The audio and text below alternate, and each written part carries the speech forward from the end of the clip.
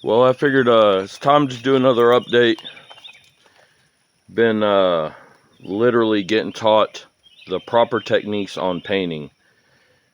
Yes, I can't even take the credit. Only thing I did was spray, screw up, get taught the proper of, hey, slow the hell down. I gotta definitely thank Jason for this.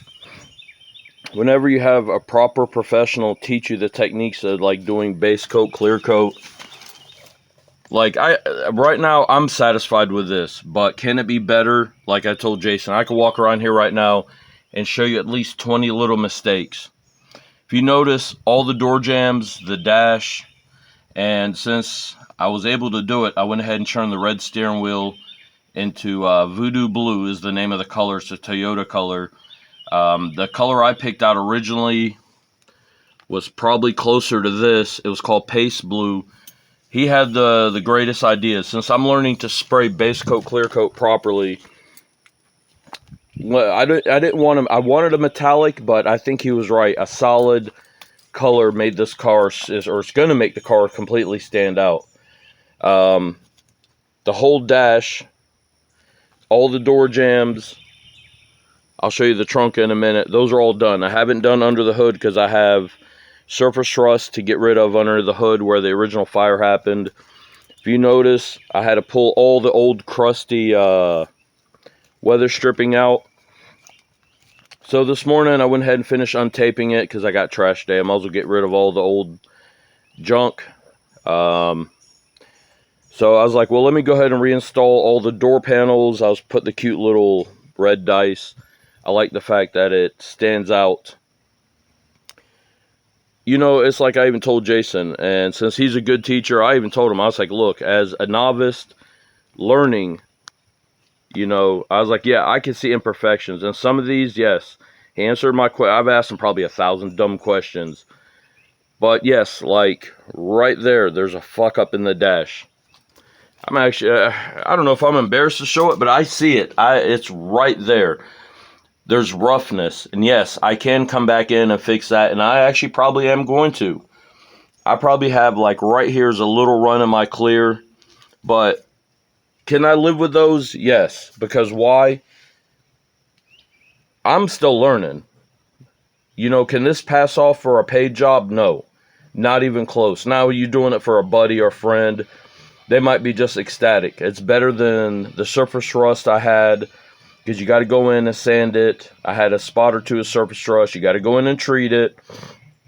You get it down to bare metal. And bare metal, like Jason taught me, is not clean. You have to treat it because it will come back. Does this interior look better? Oh, it looks a million times better. I love it. Like to see, and I don't know if it picks up in video, but that clear coat looks like glass. I'm surprised like hell I even got this old car. And keep in mind, this is what the rest of the car looks like. So, I'm ecstatic.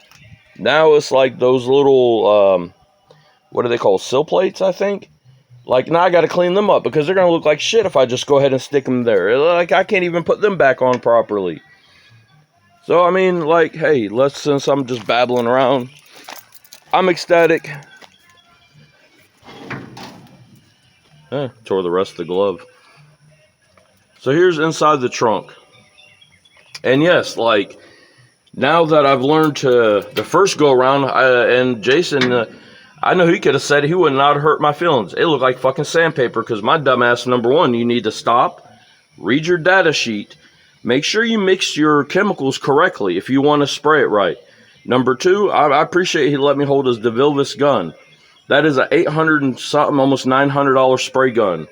So I've determined to do the primer on the body once I'm doing panels at a time. I'm going to go buy not a $900 gun, but a $200-$300 gun. As long as it's cleaned properly, will spray a million times better than the cheapest gun Harbor Freight's going to sell.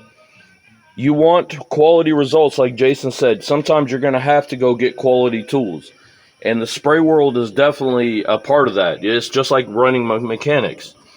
Now, like I said, I can see imperfections. This light, like right here, I could have sanded this just a hair better. I see the imperfections. Am I happy with it? Yes. Will this imperfections be on the body? No. The body, if I'm going to put the time and effort, I want the body to look like glass. I mean, this is just inside the trunk. Most people won't notice, but I know what's there. A professional like Jason or any painter out there, like one of my customers, Zach, they could walk up to it and point 1,000 imperfections.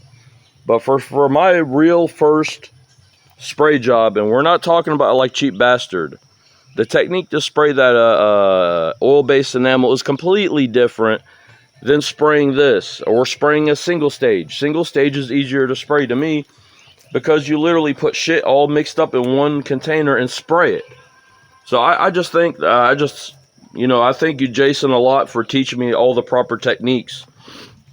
Now, when you step back, and it's hard because of the morning light, you see that voodoo blue just stands out. And this is a Toyota color. It's 8T6 is the paint code.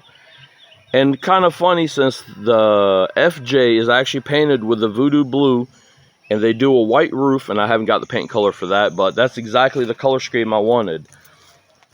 You see a lot of the lowriders, they'll have one main body color and like a white roof. Well, I want the white roof.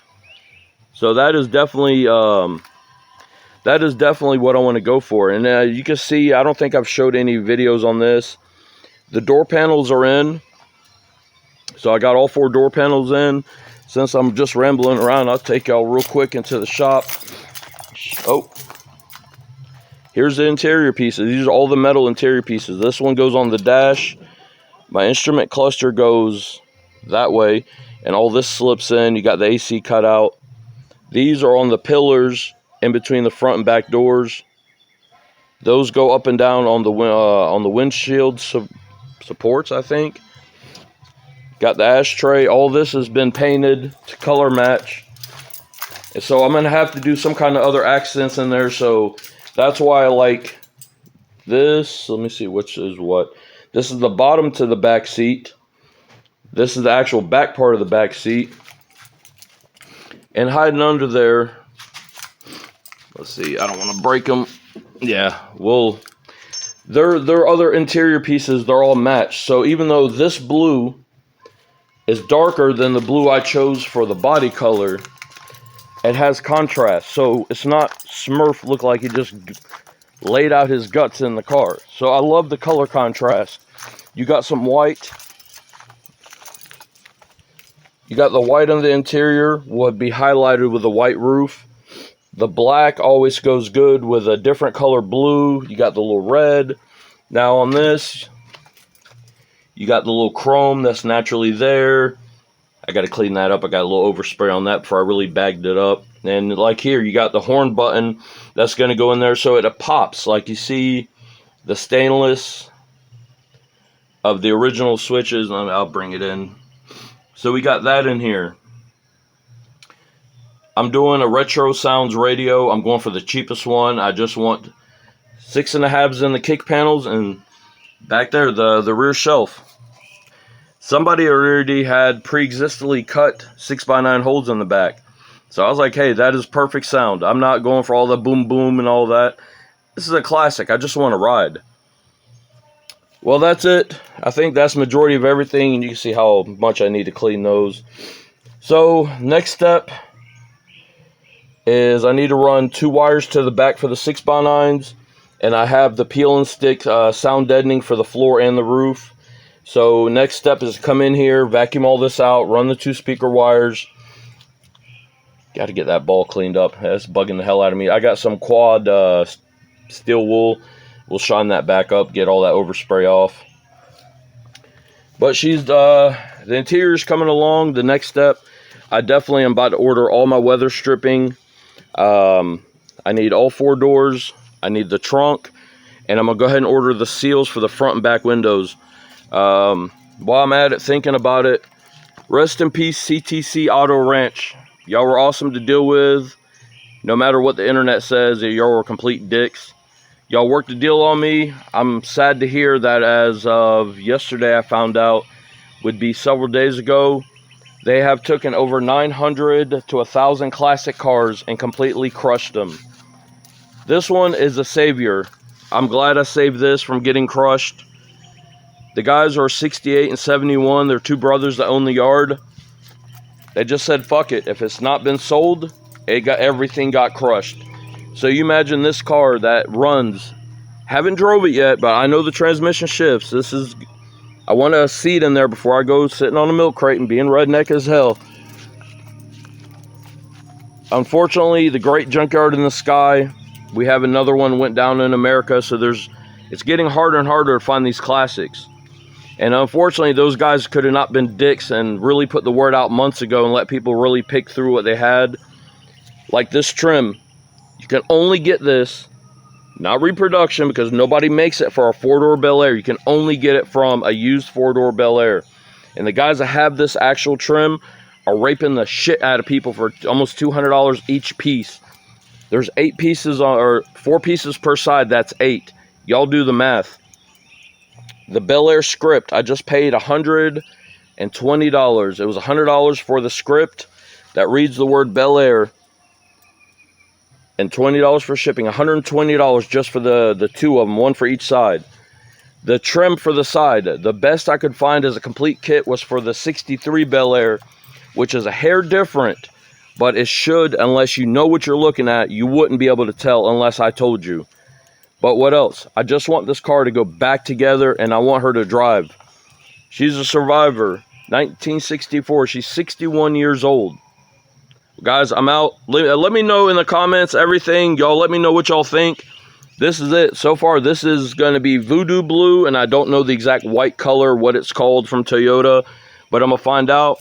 She's going to look like a giant Smurf. Still, I wanted to slam this car on bags. At the same time, I don't want to mess with the suspension. Y'all let me know what you think. Should I bag it? No hydraulics. We're not doing juice on this. What did they used to say back in the day? Bags for fags, switches get bitches. Yeah, I used to love hydraulics. I got one of my old lowriders coming back with juice. But this one, I think, since she looks like a caddy, I think she's going to ride on air like a caddy, or she might get a static drop. But let me know what y'all think. I'm out. Thank y'all so much for watching.